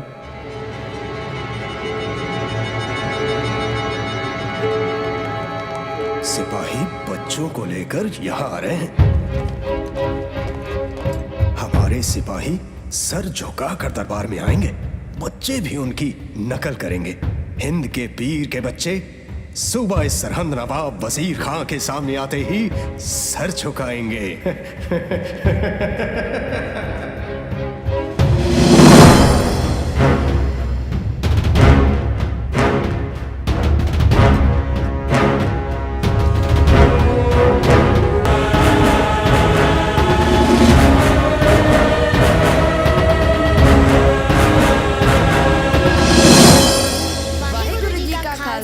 वाहेगुरु जी की फतेह।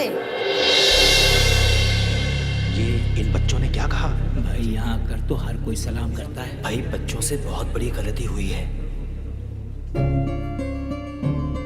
ये सरहद के नवाब वजीर खां का दरबार है। यहाँ आकर कोई भी शख्स किसी गुरु की फतेह नहीं बुला सकता। चलो बच्चों, नवाब साहब से माफी मांगो और अदब से सर झुकाकर सलाम करो। हम वाहेगुरु में ही यकीन रखते हैं। उस परमात्मा आगे ही झुकते हैं जो आत्मा के रूप में हर किसी के अंदर बसा है। उसके बिना हम अपना सर और किसी के सामने नहीं झुकाते। ये काफिरों की बोली है। काफिर वो जो तलवार की नोक पर अपना धर्म किसी पर थोपे। काफिर वो जो अपनी ताकत का गलत इस्तेमाल करे। जो ईमान का पक्का वही सच्चा मुसलमान। जिसके दिल में दगा वो काफिर बेईमान। अच्छे लफ्जों में हमें बेईमान कह रहे हो, अब हमें हमारे धर्म की शिक्षा दोगे? हमें तो हमारे सिख धर्म का पता है काजी साहब। हमारा धर्म किसी को गुलाम नहीं बनाता। हमारे गुरु पिता ने हमें यही सिखाया है। बच्चों, तुम्हारे गुरु पिता को गिरफ्तार करने के लिए मेरे सिपाही चारों दिशाओं में फैल चुके हैं। जैसे रोशनी को कोई कैद नहीं कर सकता, वैसे ही गुरु पिता को पकड़ने वाला सूरमा अभी पैदा नहीं हुआ। वो चमक है उनके चेहरे पर कि लोग अपनी मर्जी से उनको झुककर सलाम करते हैं।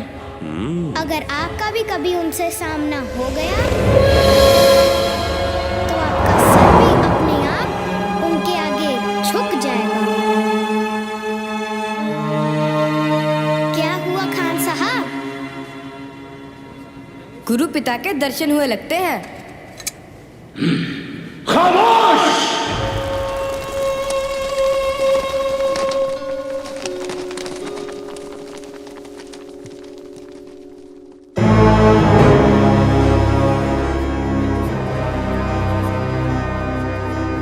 बच्चों, अब तुम हमारे पास रहो।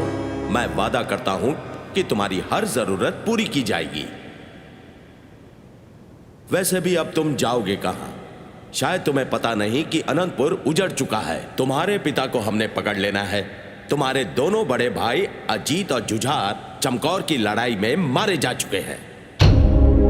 आपका क्या यकीन करना, आपकी तो नीयत ही ठीक नहीं है खान साहब। बिना किसी जुर्म हमें बुर्ज में कैद किया हुआ है। हाँ साहब बिल्कुल ठीक कह रहे हैं बच्चों। इनका धर्म कबूल करो, नहीं तो अपने भाइयों की तरह मारे जाओगे। हमारे धर्म ने हमें मरना पहले सिखाया है, इसलिए हमें मौत का डरावा मत दो। बच्चों, मौत की नहीं जिंदगी की बात करो। तुम जो चाहोगे वही मिलेगा। रहने के लिए ऐशो आराम और महल, राजकुमारों की तरह ठाठ बाट। और अगर मैं कुछ भूल रहा हूँ तो तुम मुझे याद करवा देना। हा? याद दिलाता हूँ, वो याद दिलाता हूँ जो मेरे दादाजी गुरु तेग बहादुर जी ने कहा था उन कश्मीरी पंडितों को, जिन्हें उनके धर्म परिवर्तन के लिए मजबूर किया जा रहा था। दादाजी ने कहा था उन जालिमों को कहो पहले गुरु का धर्म बदलो। अगर गुरु ने धर्म बदल लिया तो तुम सब भी खुशी खुशी धर्म बदल लोगे। हाँ हाँ याद है। तो फिर जिनके दादाजी ने किसी का धर्म बचाने के लिए अपना शीश दे दिया, आप उनके पोतों को अपना धर्म कबूल करने के लिए कह रहे हो? सोच लो, कहीं कोई गलती तो नहीं कर रहे। उसकी ही विधवा, मतलब तुम्हारी दादी अभी जिंदा है। अब क्या करना है? जाओ उसके साथ मशवरा करो। कल तक की मोहलत है। वाहेगुरु जी का खालसा, वाहेगुरु जी की फतेह। ये तो बड़े बड़ों को चुप करा देंगे। ये बच्चे हैं या अफलातून? हाजिर हो।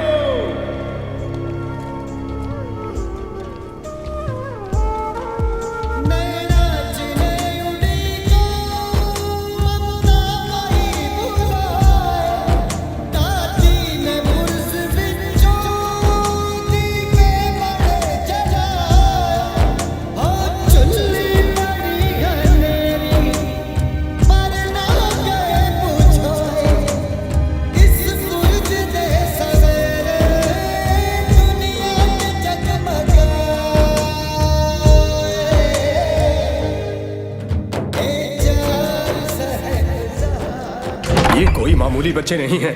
मुझे नहीं लगता कि वो मानेंगे। मैं सब मनवा लूंगा। खान साहब ना भूलो, उनके खिलाफ कुछ भी करने के लिए आपको दरबार की सहमति भी चाहिए।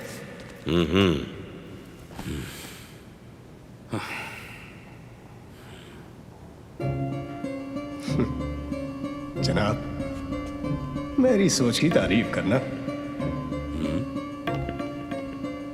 कल आप दरबार में नवाब मलेर कोटला को बुलाएं। क्या कहा? उसका भाई खाजर खान सिंघों की झड़प में रोपर के पास मारा गया था और उसके दूसरे भाई निहार खान को सिंघों के गुरु ने अपने हाथों से चमकौर की लड़ाई में मारा था। ये हमने पहले क्यों नहीं सोचा? मेरा काम तो उसी ने ही कर देना है। अरे भाग्यवान, माता और बच्चों के लिए दूध लोटे में डाल दिया। थोड़ा और कर लेने दो। मैंने आज खजूर और इलायची भी डाले हैं। आपने छीकों में रखे गहने उठा लिए? चुप क्यों हो? क्या बात है? गहने तो मिर्जा ने कल के हिसाब में जोड़ रखे हैं, आज क्या दूं? आप उसे ये घर दे दो, हम सराह में जाकर गुजारा कर लेंगे। लेकिन भगवान के लिए इस दूध की सेवा में कोई विघ्न न पड़ने दो। बेटा, बच्चों के लिए तेरे दिल में प्यार देखकर मैं रब से दुआ करूंगी कि वाहिगुरु तुम्हारी सेवा का जरूर फल दे। आज दरबार में क्या हुआ? होना क्या था दादी माँ, हमको हमारे दादाजी की कुर्बानी याद थी, वो भूल चुके थे। डराने के लिए हमें ये भी कह रहे थे कि हमारे दोनों बड़े वीर चमकौर की लड़ाई में मारे जा चुके हैं। बस इतना सुना था, चमकौर में भयंकर युद्ध हुआ, नतीजा क्या निकला पता नहीं। दादी माँ? हाँ हाँ बच्चों, तुम ठीक कहते हो। वो जो मुंह में आए कह देते हैं, ये नहीं हो सकता। हम बहुत जल्द उनके पास जाएंगे। आज हमारे बीच नवाब मलेर कोटला जनाब शेर मोहम्मद खान साहिब हाजिर हुए हैं, जिनके एक नहीं दो भाइयों का इनके पिता गोविंद ने बड़ी बेरहमी से कत्ल किया।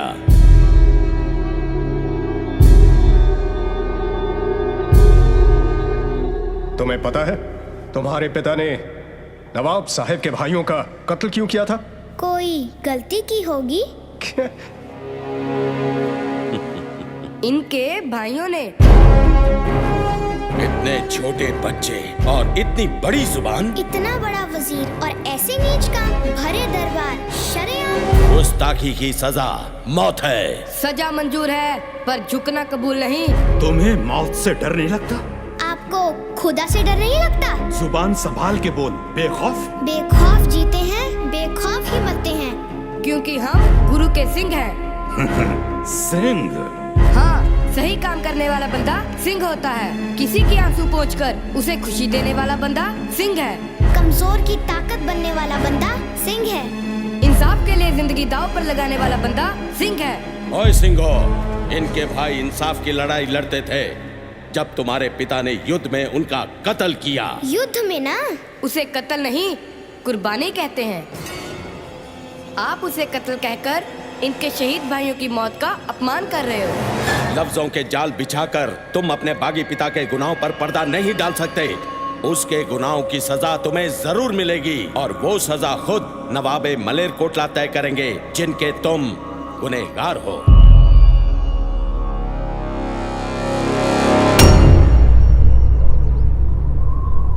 फरमाइए नवाब साहब, आप कौन सी सजा देना चाहोगे अपने इन दुश्मनों को? मैं गोविंद से अपने भाइयों की मौत का बदला लेना चाहता हूं और वो मैं जरूर लूंगा, पर मैदाने जंग में ये मेरे गुनाहगार नहीं हैं। औरतों और बच्चों से बदला नहीं लिया जाता। मैं चाहता हूं इंसानियत के नाते गोविंद की मां और उसके बच्चों को रिहा कर दिया जाए। नवाब साहब ने सही फरमाया, इंसाफ होना ही चाहिए। नवाब साहब, आपने आज साबित कर दिया कि एक अच्छा इंसान ही सच्चा मुसलमान हो सकता है।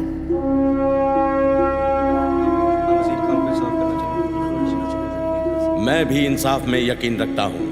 नवाब साहब की मर्जी और आवाम की ख्वाहिश के मद्देनजर हम इनको आजाद भी कर देंगे, पर मैं इनसे ये तो पूछ लूं कि ये आजाद होकर क्या करेंगे? वही करेंगे जो हमारे गुरु पिता कर रहे हैं और जो सिंघों की आने वाली नस्लें करेंगी। क्या? आखिरी सांस तक जुल्म और बेइंसाफी के खिलाफ लड़ेंगे। वो कैसे? हम अपने गुरु पिता के सिंहों को फिर से इकट्ठा कर फौज तैयार करेंगे। सुना आपने? सुना आप सबने? इनके बागी इरादे। जो इनका बागी बाप हमारे साथ कर रहा है, वही ये बागी बच्चे करना चाहते हैं। अब बताओ दरबार में बैठे काजी और वजीरों कि मुगलिया सल्तनत के इन बागियों के बारे में आपकी क्या राय है? खां साहब, अब तो सबकी राय एक ही है। सांप के बच्चे सांप ही होते हैं। सच्चानंद, जुबान को लगाम दो। मजलूमों के वो दोस्त हैं, नेकी उनकी पहचान है। शीश झुकाकर आदर कर, गुरु गोबिंद सिंह उनका नाम है। शुक्र कर हम आपके कैदी हैं, नहीं तो कसम गुरु पिता की अब तक तुम्हारा सर कंधे से गिर चुका होना था। बस, मैं और कुछ नहीं सुनना चाहता। बागी गुरु के बागी बच्चों, हमारा धर्म कबूल करो या बेरहमी से मरने के लिए तैयार हो जाओ। पहला मरण कबूल, जीवन की छड़ आस, हो सबना की रहन का, तो आओ हमारे पास। काजी साहब, फतवा। मेरा फतवा तैयार है खान साहब।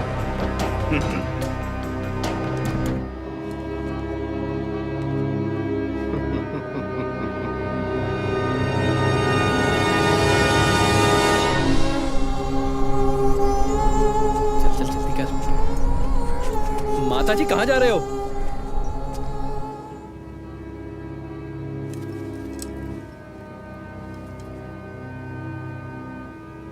इनको जिंदा दीवार में चिनवा दिया जाए।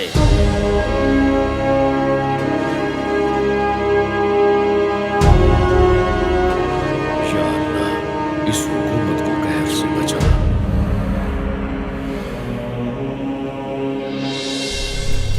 माता जी, बस और आगे नहीं, चलो हमारे साथ। काजी ने फतवा दे दिया है कि कल दोनों बच्चों को जिंदा दीवार में चुन दिया जाएगा। पर बच्चों के चेहरों पर बिल्कुल भी अफसोस नहीं। लगता है उनको फतवा समझ में नहीं आया। नया तरीका ढूंढा है सुबह में सजा देने का। वो सुना तूने? हाँ, बच्चों को फंसाया गया है। मियाँ, ये गुनाह है, जुल्म है। सरहद की धरती पर कहर बरसेगा। नवाब साहब, बच्चों को दीवार में चिनने के लिए कोई मिस्त्री तैयार नहीं हो रहा, पर हाँ, अपनी कैद में सजा काट रहे दो चोर भाई, शासन बेग और बाशन बेग, उनको मैं तैयार कर सकता हूँ। अगर हुजूर उनकी सजा माफ कर दे तो। जाओ, उनकी सजा माफ की। बहुत बेहतर हुजूर, बहुत बेहतर।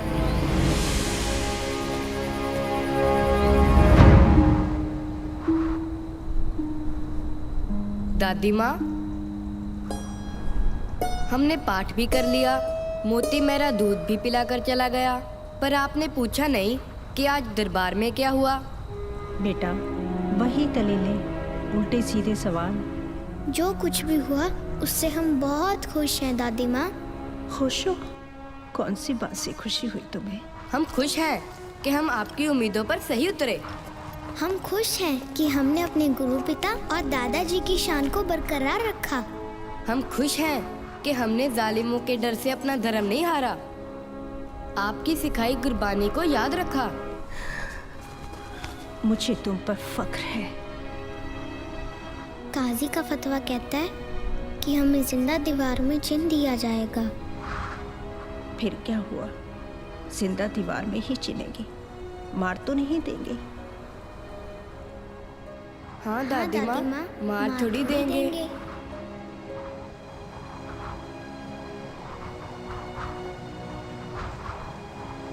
हम भी बच्चों वाले हैं। मैं नहीं चाहती कि कल को इतिहास के पन्नों पर सुबह सरहद का नाम मासूम बच्चों के कातिल के रूप में जाना जाए। आप चाहती हैं मैं उस बागी के बच्चों पर रहम करूं, जिसने मुगलिया सल्तनत की नाक में दम कर रखा है? मैं कुछ नहीं कर सकता। काजी साहब अपना फतवा दे चुके हैं। काजी का फतवा बदला जा सकता है, ये मैं जानती हूँ।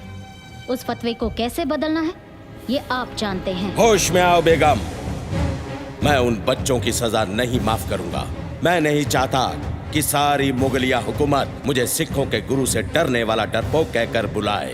तीर कमान से निकल चुका है, अब कुछ नहीं हो सकता। खुदा के लिए ऐसा मत कीजिए खान साहब, ये जुल्म है, ये जुल्म है।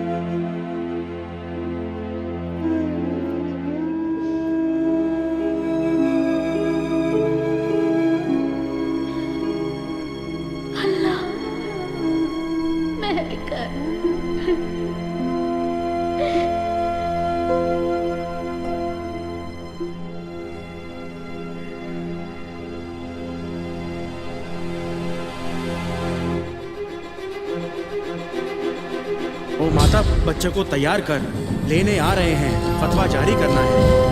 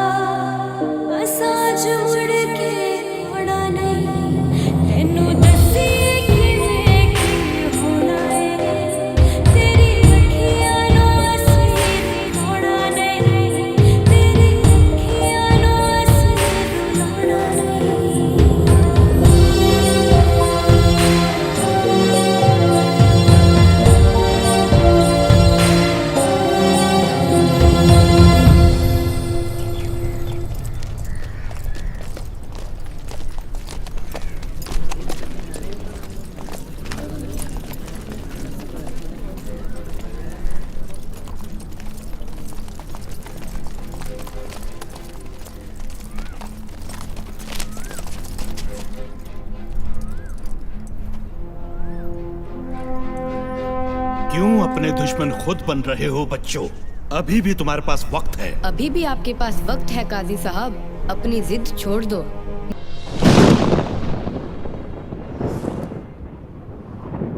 ओंकार सतनाम करता पुरख निर्भव। हम जान देकर औरों की जान बचा चले, सिंहों की सल्तनत का ये पौधा लगा चले। गंगू कहीं का नहीं रहा, दिमाग का संतुलन खो बैठा और सारा पैसा भी। गुरु परिवार की सेवा करने के अपराध में मोती मेहरा और उनके परिवार को पत्थर के कोलू में बेरहमी से पीस दिया गया। 40 भगोड़ों ने खदराना की लड़ाई में अपना बलिदान देकर मुक्ति पाई। आज उस जगह को मुक्तसर के नाम से जाना जाता है। और सिंहों के साथ माई भागो भी गुरु साहब के साथ नांदेड़ पहुंची और खालसा पंथ की सेवा में जुट गई। माता सुंदरी दिल्ली में बसकर खालसा पंथ के राजनीतिक मामलों को संभालने लगी। जैसी देववाणी हुई थी, साहबजादों की याद में चमकौर और सरहंद में गुरुद्वारे बने। नवाब मलेरकोटला को उनके पुण्यों के लिए गुरु साहब का आशीर्वाद प्राप्त हुआ। उनकी पुश्तें आज भी पूरी शानो शौकत के साथ मलेरकोटला में रह रही हैं। मलेरकोटला में रहने वाले मुसलमान आज भी गुरु साहब को मानते हैं। गढ़ी के मालिक चौधरी बुद्धू चंद की 9वीं पीढ़ी आज भी चमकौर साहब के आसपास फल फूल रही है। फिल्म में दिखाए गए गुरु साहब के हथियार, अस्त्र शस्त्र हूबहू वैसे ही बनाए गए हैं जैसे उस वक्त थे, जो आज भी गुरु साहब के शिष्यों के पास सुरक्षित हैं। जब गुरु साहब को बताया गया कि किस तरह वजीर खान ने उनके 2 साहबजादों को शहीद किया, तो उन्होंने अपने तीर से एक पौधा उखाड़ कर कहा, मुगलिया सल्तनत के दिन अब उंगलियों पर गिने जा सकते हैं। और वैसा हुआ भी। 200 सालों तक राज करने वाले मुगलों के हाथ से हिंदुस्तान का राज धीरे धीरे खिसकने लगा। गुरु साहब के एक अनुयायी भक्त टोडरमल ने साहबजादों और माताजी का अंतिम संस्कार करने की इच्छा प्रकट की। वजीर खान ने उसे आवश्यक जमीन सोने की मोहरों से ढकने के लिए कहा। टोडरमल ने वही किया। इस नेक काम के बदले उसे सजाए मौत सुनाई गई। मोरिंडा थाने के जिस कमरे में माता गुजरी और साहबजादों को कैद रखा गया, वो आज भी चंडीगढ़ के करीब मोरिंडा में है। वहां अब गुरुद्वारा है। फिल्म में दिखाया गया थाने का कमरा उसी की नकल है। जिस पेड़ के नीचे गुरु साहब को माछीवाड़े में आराम करते हुए दिखाया गया है, वो उसी पेड़ की हूबहू नकल है। जो पेड़ आज भी माछीवाड़े में है, उस पवित्र स्थान पर गुरुद्वारा साहब है। हमेशा बुराई पर अच्छाई की जीत होती आई है और होती रहेगी। ठीक 5 साल बाद बंदा सिंह बहादुर सरहंद पर कहर बनकर टूटा। उसके साथी फतेह सिंह ने वजीर खान का सर कलम कर दिया और बंदा सिंह ने खालसाई केसरी झंडा सरहंद के किले पर गाड़ दिया। सुच्चानंद को बंदा सिंह बहादुर ने सरहंद में ही मौत के घाट उतार दिया। काजी दीना खान जान बचाकर दिल्ली भाग गया। बच्चों को शहीद करने वाली दीवार बनाने वाले शासन बेग और बाशन बेग को उनके घिनौने काम के लिए बंदा सिंह बहादुर ने मौत के घाट उतार दिया। सिंहों ने सरहंद फतेह कर वहां रहने वालों को कट्टरवादी मुगलों से मुक्ति दिलाई। लोगों ने जी भरकर खजाने लूटे, पर बंदा सिंह बहादुर ने वो बेशकीमती खजाना ढूंढ निकाला। वो दीवार जिसमें साहबजादों को जिंदा चिनवा दिया गया था, घुटनों के बल बैठकर उस वीर ने नम आंखों से उन 2 वीर साहबजादों को श्रद्धांजलि